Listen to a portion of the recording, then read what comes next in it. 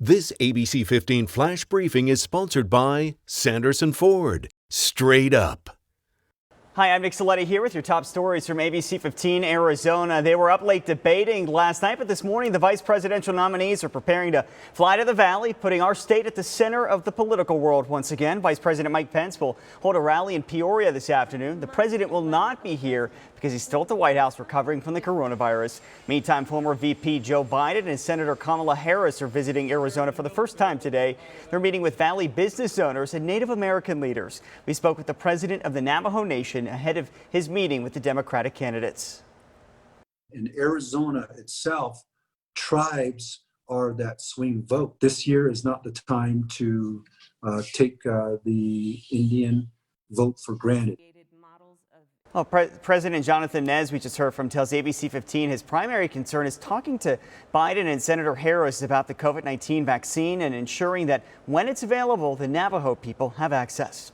If Democratic presidential nominee Joe Biden does win Arizona, it would break decades of historical precedent in our state. Since 1950, a Democratic nominee for president has only won Arizona one time, in 1996 when Bill Clinton beat Bob Dole. Before that, you'd have to go all the way back to 1948. A history professor tells us while the 1950s saw Republicans really grow roots in our state, the makeup of Arizona is changing. Over the last 10, 15 years, you've had a lot of migration from other states, California in particular, New York, Illinois. Those people bring with them different political ideas. And so a lot of the change in the state is not people changing their minds, but rather the composition of the state's population is changing, and that's moving the state in a more democratic direction. Well, he also thinks Arizona is a more competitive state than years past. Whether it will go for a Democratic presidential nominee, we'll have to wait another few weeks to find out. Just a reminder, you still have until October 23rd to get registered to vote in Arizona. That's the same deadline to request a mail-in ballot as well. Mail-in ballots in Arizona started arriving in mailboxes yesterday. Election officials recommend sending it back in the mail by October 27th to make sure it arrives in time to be counted. If you need more time, you can also take it to any polling location or a drop-off location all the way through November 3rd. The last date of request a mail-in ballot is October 23rd. We're getting some new information about the rapid tests delivered to Arizona this week. We told you about this yesterday, the state receiving its first shipment of the point-of-care Abbott test. The governor says schools and congregate care settings will get them first, but for some teachers, the tests still won't be enough to make them feel safe. I feel that the guidelines that are in place are not protecting our staff members enough.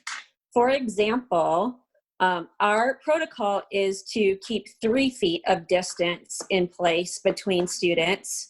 And I know that experts, as well as the CDC, recommend at least 6 feet. Well, schools will need to apply for special waivers to administer the non-machine tests, and they will be done by trained school nurses or employees. Returning to some form of normalcy, Phoenix moving into phase 2 of reopening and will open most outdoor facilities like picnic tables, city sports complexes, basketball courts, and fitness equipment. The city will vote October 21st to consider reopening indoor facilities like libraries and the convention center. This is your last weekend to score a turkey leg, fried Oreos, or maybe a funnel cake. The highly popular drive-through fair event at the Arizona State Fairgrounds picks back up today through the weekend. The gates open at noon. Get them while they're hot.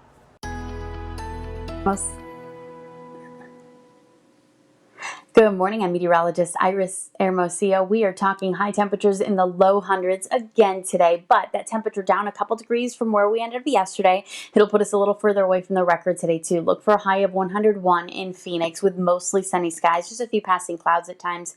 Across Arizona, that high tops out in the mid 70s in Flagstaff, upper 80s in Payson and Sedona, and low hundreds today in western Arizona. Temperatures are beginning to drop a little further. Today could be the last triple digit wet day for a while. Not saying completely, but for at least the next 7 days. Temperatures down into the 90s Friday, and then this weekend is looking cooler with high temperatures in the low to mid 90s and then mid to upper 90s for much of next week. And for the latest headlines, weather, and traffic, just go to ABC15.com or download our free ABC15 mobile app. This ABC 15 Flash Briefing is sponsored by Sanderson Ford. Straight up.